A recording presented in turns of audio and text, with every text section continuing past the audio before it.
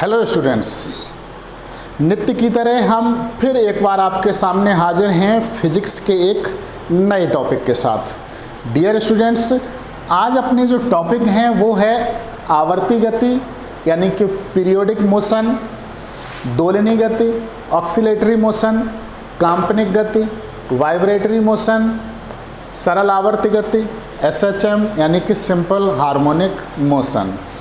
Dear students, सबसे पहले इसमें जिक्र करते हैं पीरियोडिक मोशन का अर्थात आवर्ती गति का।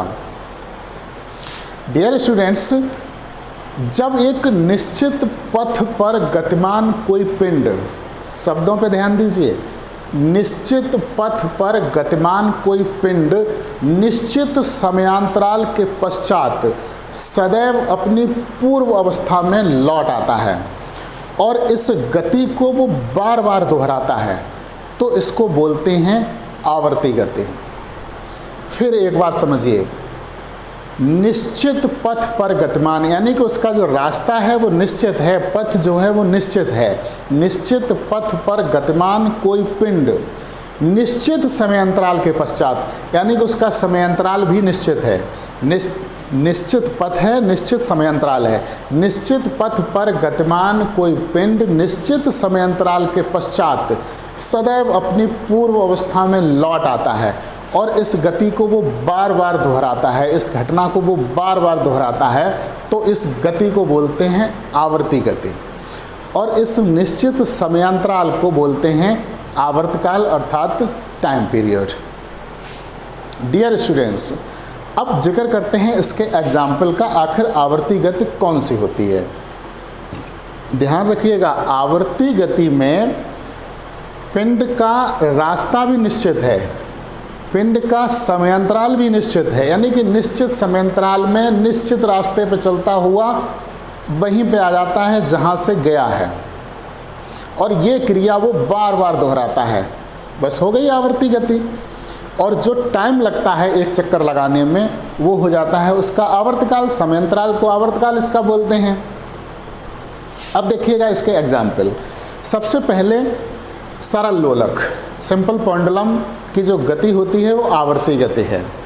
फिर देखिएगा, चंद्रमा पृथ्वी के चारों ओर चक्कर लगाता है, चंद्रमा की जो गति है डियर स्टूडेंट्स वो आवर्ती गति है। पृथ्वी अपनी अक्ष पर घूमती है, अपनी अक्ष के परतः घूमती है, जिससे दिन और रात होते हैं, आवर्ती गति है। पृथ्वी सूर्य का चक्कर लगाती है, ये भी आवर्ती गति है। अब देखिएगा, इसको इस तरीके से समझ सकते हैं, जैसे मान लीजिए कि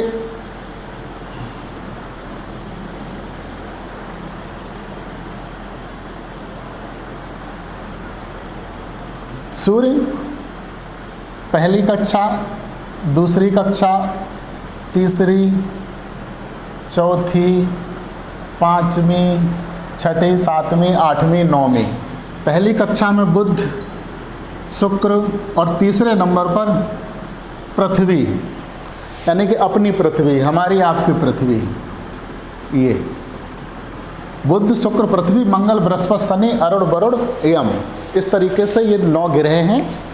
और हम लोग सूर्य से अगर दूरी के हिसाब से देखें तो दूरी के हिसाब से तीसरे नंबर पर जो ग्रह है, पृथ्वी नामक ग्रह है, उसी पर हैं आराम से, सुकून से।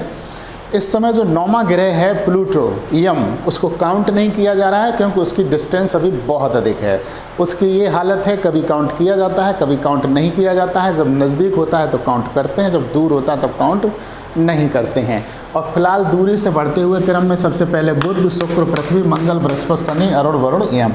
चलिए छोड़िए, इस टॉपिक को किसी दिन बाद में लेते हैं। ये सूर्य, ये पृथ्वी, और पृथ्वी के चारों ओर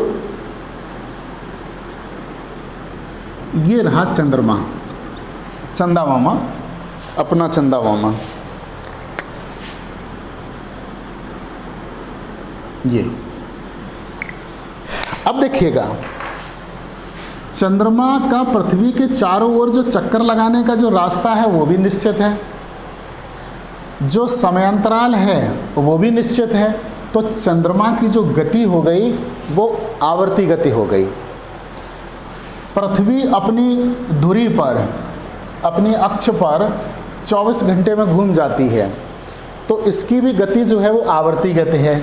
और अपनी धुरी पर घूमते घूमते ये सूर्य का एक वर्ष में चक्कर लगा लेती है, तो इस तरीके से ये भी इसकी आवर्ती गति है। साथ ही साथ डियर स्टूडेंट्स, हम एक बात और बताना चाहेंगे आपको, जो घड़ी की सुइयां होती हैं, सेकंड वाली, मिनट वाली, घंटे वाली, इन सुइयों की जो गति होती है ये भी आवर्ती गति ही है। देखिएगा,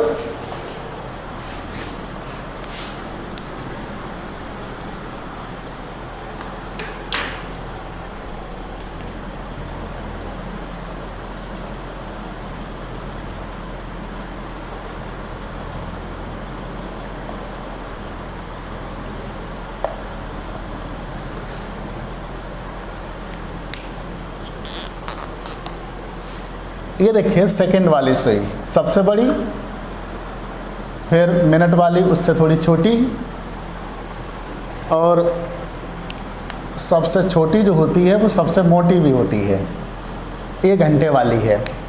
अब आप देखिएगा, इन तीनों सुइयों का जो पथ है, जो रास्ता है, वो निश्चित है कि ये इसी रास्ते पे इस तरीके से चलेंगे क्लॉकवाइज। इनका समयांतराल भी निश्चित है, तो सीधी सी बात है कि ये आवर्ती गति है। अब देखिएगा, इसमें जो सेकंड वाली सुई है उसका रास्ता निश्चित है और उसका समयांतराल भी निश्चित है। इसका समयांतराल जो आवर्तकाल होता है वो होता है 60 सेकंड। जो मिनट वाली सुई है उसका जो आवर्तकाल है वो है 60 मिनट, और जो घंटे वाली सुई है उसका है 12 घंटे। इसी तरीके से जो चंद्रमा पृथ्वी के चारों ओर चक्कर लगाता है वो लगाता है लगभग 27.3 सेकंड में, तो उसका जो समयांतराल है, जो आवर्तकाल है वो 27.3 दिन, तो 27.3 दिन हो गया। पृथ्वी अपने अक्ष पर, अपनी धुरी पर के परतः घूमती है 24 घंटे में, तो ये इसका 24 घंटे इसका हो गया आवर्तकाल, टाइम पीरियड, समयांतराल। सूर्य के चारों ओर पृथ्वी 364 इंटू 1/4 डेज, यानी कि 364.25 दिन में एक चक्कर लगाती है। लगभग वही एक, जिसको एक वर्ष बोलते हैं, तो एक वर्ष इसका आवर्तकाल हो गया। इस तरीके से डियर स्टूडेंट्स ये हो गई आवर्ती गति, जिसको बोलते हैं पीरियोडिक मोशन। इसके साथ साथ हम एक बात और बताना चाहेंगे, जो सरल लोलक की गति है वो भी आवर्ती गति ही है। सरल लोलक की गति का एग्जाम्पल हमने सबसे पहले बताया। सरल लोलक की गति का एग्जाम्पल सबसे पहले इसीलिए बताया कि वही दिमाग में उलझन पैदा करता है।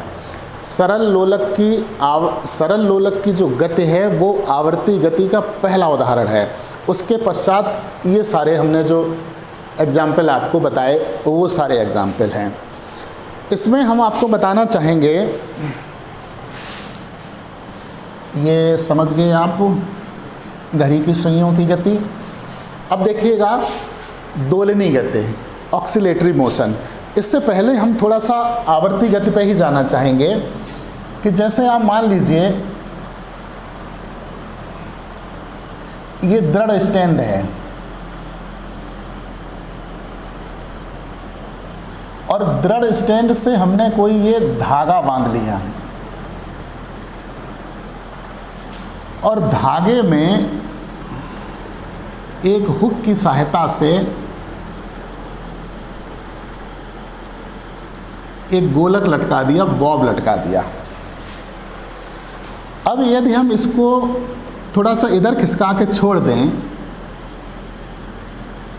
तो ये यहाँ पे होगा और जब छोड़ देंगे तो ये इधर जाएगा, यानी कि इस तरीके से ये गति करने लगेगा ऐसे। तो डियर स्टूडेंट्स, ये गति भी आवर्ती गति है और आवर्ती गति का पहला उदाहरण है। सबसे पहले हमने इसी का नाम लिया। और देखिएगा आवर्ती गति के एग्जाम्पल, स्वरित्र द्विभुज, स्वरित्र द्विभुज, स्वरित्र द्विभुज, ये आपने हो सकता है ना देखा हो, लेकिन हम आपको बता दे रहे हैं कैसा होता है ये इस तरीके का होता है और इसमें इधर एक ये हैंडल लगा होता है पकड़ने के लिए, और इसको पकड़ के, हैंडल को पकड़ के जब हम इस चिमटे जैसे सिरे को किसी कॉर्क पर ऐसे करके मारते हैं तो ये जो एरिया है ना ये कंपन करने लगते हैं, ऐसे दिखने लगते हैं, ऐसे इस तरीके से। इस समय जो स्वरित्र द्विभुज की जो गति होती है वो आवर्ती गति होती है। और देखिएगा आवर्ती गति के एग्जाम्पल,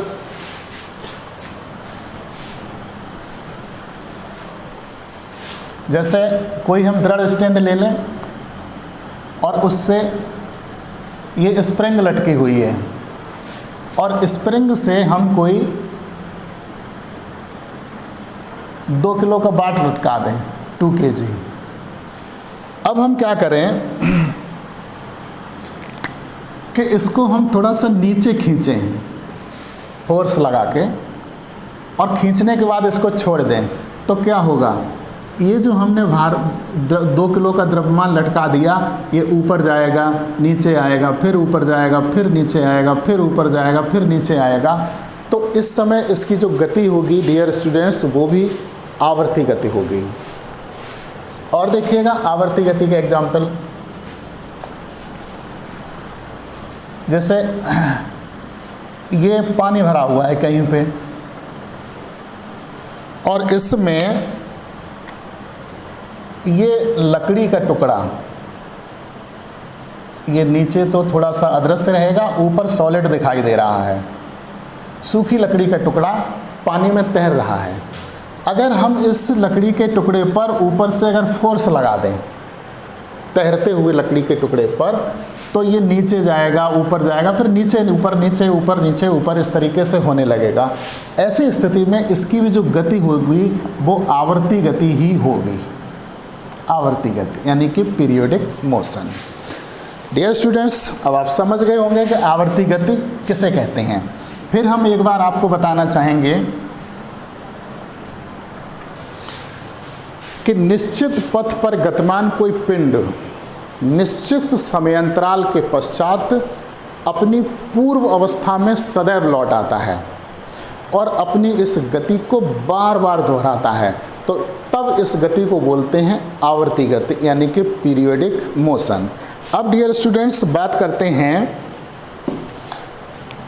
दोलनी गति की यानी कि ऑक्सीलेटरी मोशन। डियर स्टूडेंट्स, जो दोलनी गति है, सबसे पहले बात दिमाग में जो रखने वाली बात है, दोलनी गति है वो ऑलरेडी आवर्ती गति है।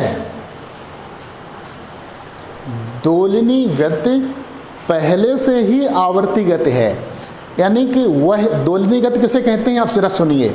वह आवर्ती गति, वह आवर्ती गति जिसमें कोई पिंड अपनी साम्य स्थिति के इधर उधर गति करता है, दोलनी गति कहलाता है। इसी को बोलते हैं, इसी दोलनी गति को बोलते हैं काल्पनिक गति, यानी कि दोलनी गति अथवा काल्पनिक गति कहलाती है, ऑक्सीलेटरी मोशन या वाइब्रेटरी मोशन।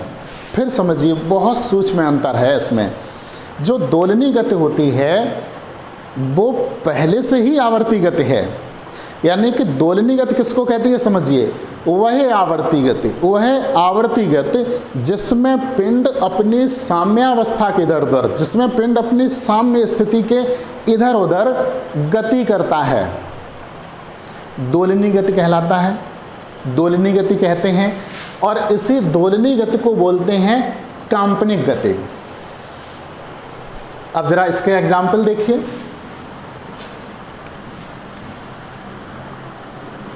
जैसे ये दृढ़ स्टैंड और ये धागा, और इस धागे में ये हुक और हुक में लटका हुआ ये बॉब, पीतल का गोला, ये डियर स्टूडेंट्स, हम बहुत एक छोटी सी बात समझाना चाहेंगे, आप जरा समझ लीजिएगा। ये हमने क्या बताया, ये है दृढ़ स्टैंड, ठीक। ये धागा, आप सोच रहे होंगे कि हम धागा क्यों बता रहे हैं, और ये है डियर स्टूडेंट्स गोलक, गोलक बॉब। ध्यान रखिएगा, ये जो पीतल का गोला होता है ये लोलक नहीं होता है, गोलक होता है, गोलक। और ये जो संपूर्ण व्यवस्था है, ये संपूर्ण जो व्यवस्था है, इस संपूर्ण व्यवस्था को बोलते हैं सरल लोलक। समझ लीजिएगा, लोलक और गोलक में अंतर। सरल लोलक में गोलक होता है, जो पीतल का जो ये गोला होता है वो कहलाता है गोलक। ये धागा, ये स्टैंड और जो क्लिप वगैरह जो कुछ भी लगी होती है, पूरा जो एपरेटस सेट होता है, उस पूरे एपरेटस को बोलते हैं डियर स्टूडेंट्स सरल लोलक, यानी कि सिंपल पेंडुलम। अभी देखिएगा,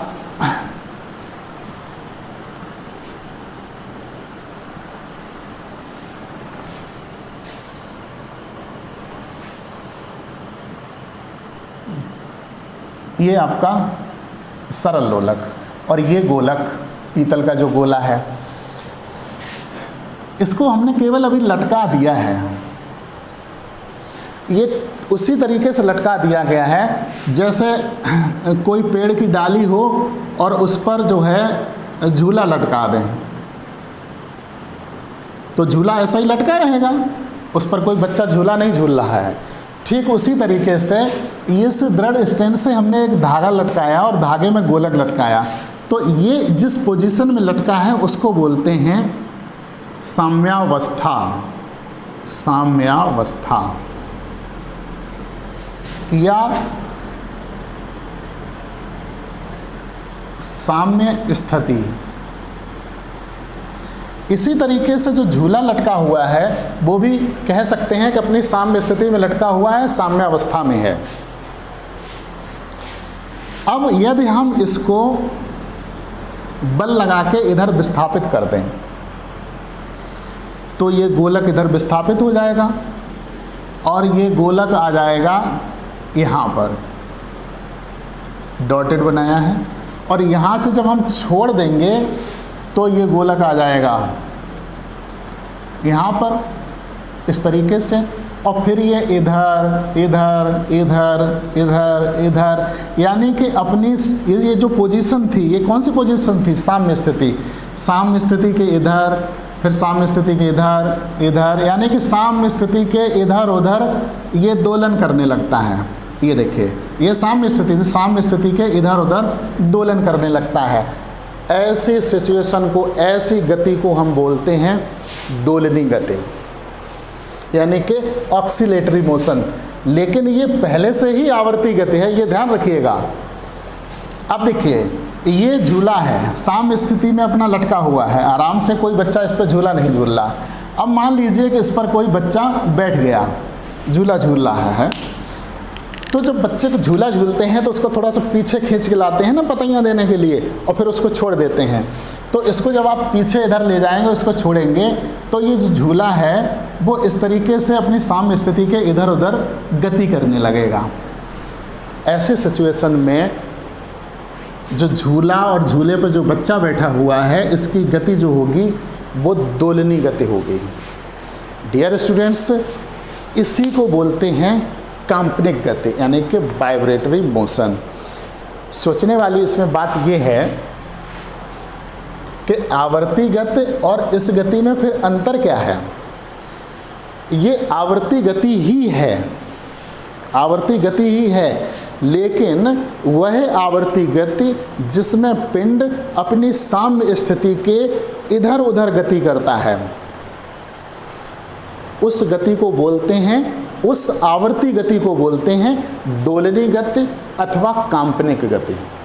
फिर एक बार समझिए, आवर्ती गति किसे कहते हैं।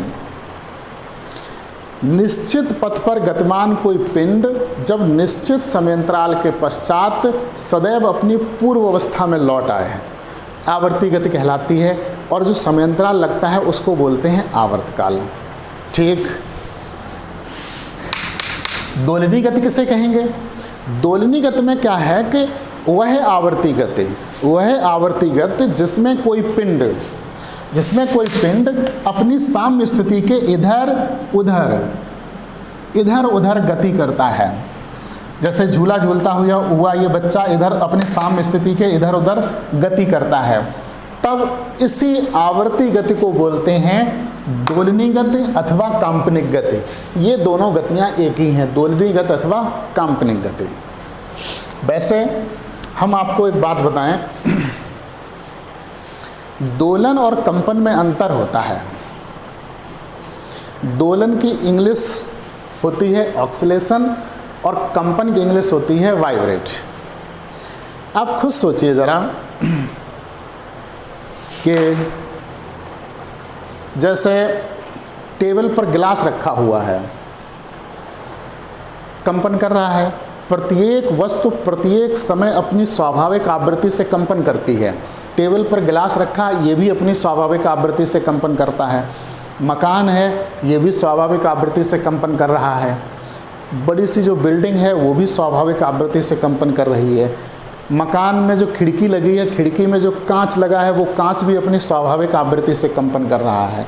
नदी के ऊपर जो पुल है, चाहे वो यमुना नदी के ऊपर हो चाहे गंगा नदी के ऊपर हो, वो भी अपनी स्वाभाविक आवृत्ति से कंपन करता है। यानी कि प्रत्येक वस्तु प्रत्येक समय अपनी स्वाभाविक आवृत्ति से कंपन करती है। क्या ये कंपन हमको दिखाई देते हैं? नहीं दिखाई देते हैं।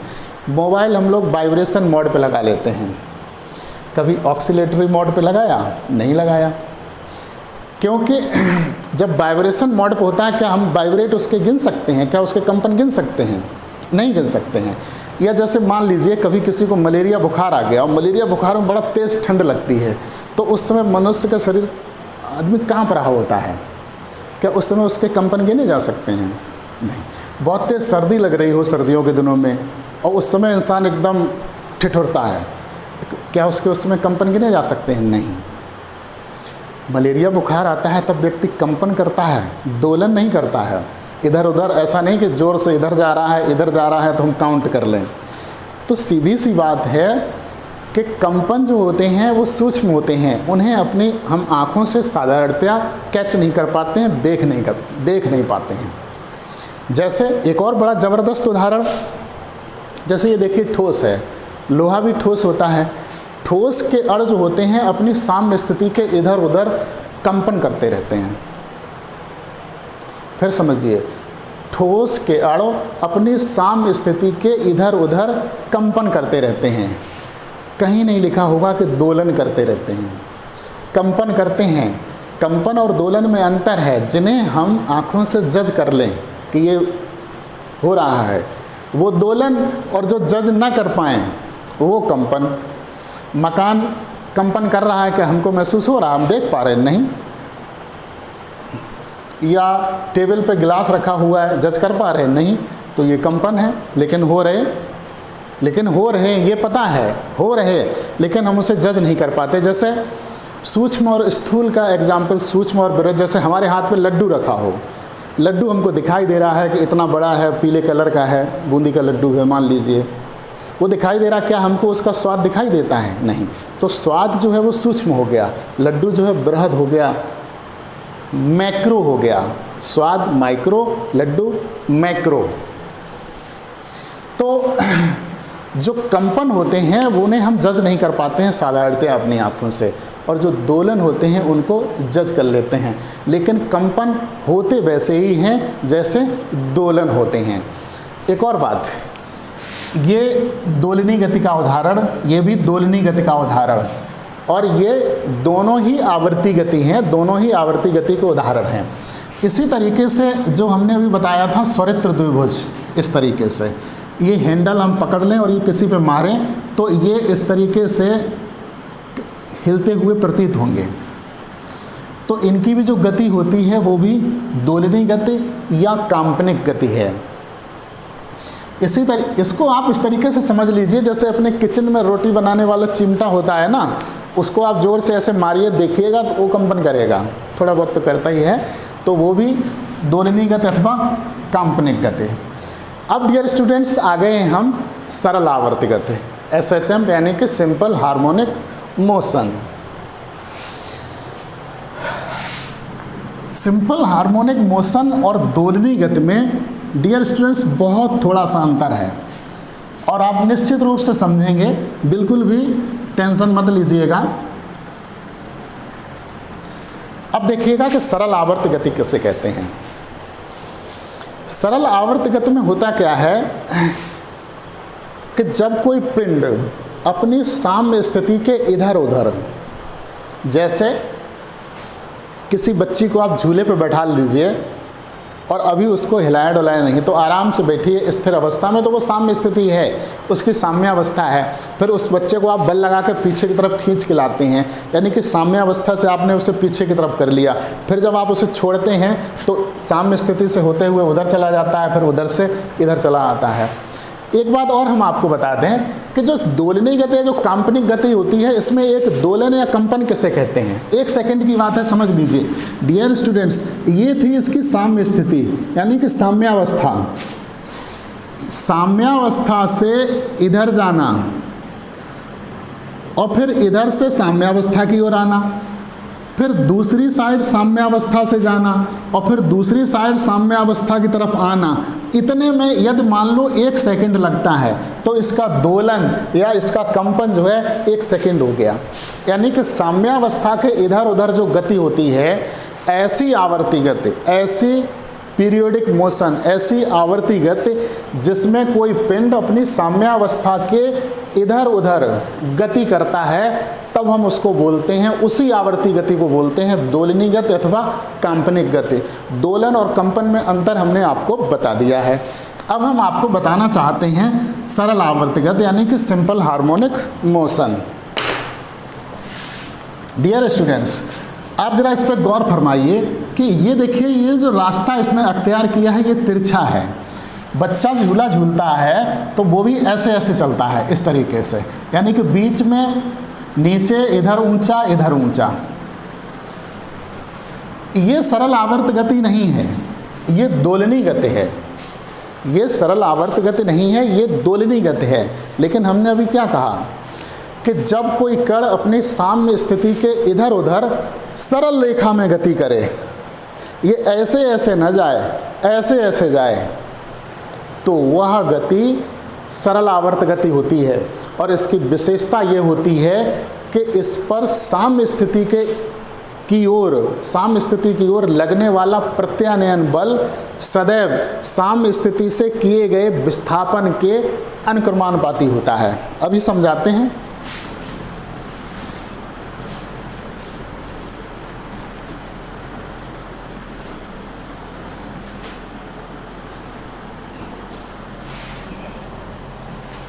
देखिए, ये दृढ़ स्टैंड और ये रहा धागा, कलर चेंज कर लें,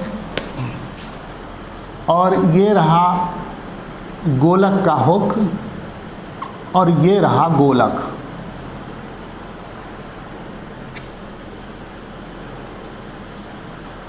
ये देखिएगा स्टूडेंट्स, ये धागा, ये हुक, ये धागा, ये हुक, ये गोलक, ये दृढ़ स्टैंड, इसमें क्लिप वगैरह लगी होती है, एक और स्टैंड होता है, आपने देखा होगा। ये संपूर्ण व्यवस्था कहलाती है सिंपल पेंडुलम, सरल लोलक।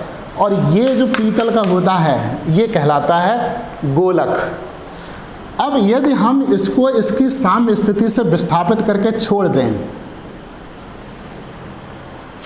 अगर हम इसकी साम्य स्थिति से थोड़ा ही इसको विस्थापित करें,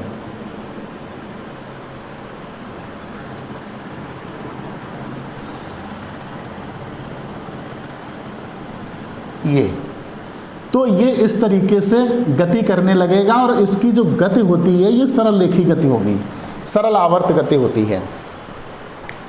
ऐसी सिचुएशन में डियर स्टूडेंट्स इसको हम बोलते हैं सरल आवर्त गति, सिंपल हार्मोनिक मोशन। इसकी जो सरल आवर्त गति की जो विशेष बात होती है डियर स्टूडेंट्स, वो समझ लीजिए। ये तो है इसकी साम्य स्थिति।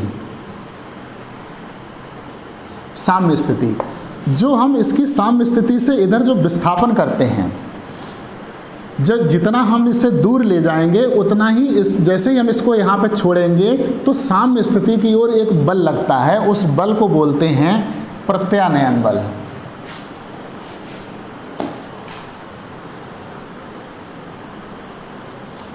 प्रत्यानयन बल। इस बल की ये विशेषता होती है कि जितना हम इसको इधर विस्थापित कर देंगे, ये विस्थापन के अनुक्रमानुपाती होता है। ऐसी गति को हम बोलते हैं सरल आवर्त गति अर्थात सिंपल हार्मोनिक मोशन। फिर एक बार समझ लीजिए, जब कोई कण साम्य स्थिति के इधर उधर इस प्रकार गति करता है कि उस पर कार्य करने वाला प्रत्यानयन बल साम्य स्थिति से किए गए विस्थापन के अनुक्रमानुपाती हो, तो ऐसी गति को हम बोलते हैं सरल आवर्त गति अर्थात simple harmonic motion. Dear students, फिर मिलते हैं किसी नए टॉपिक के साथ। Thank you.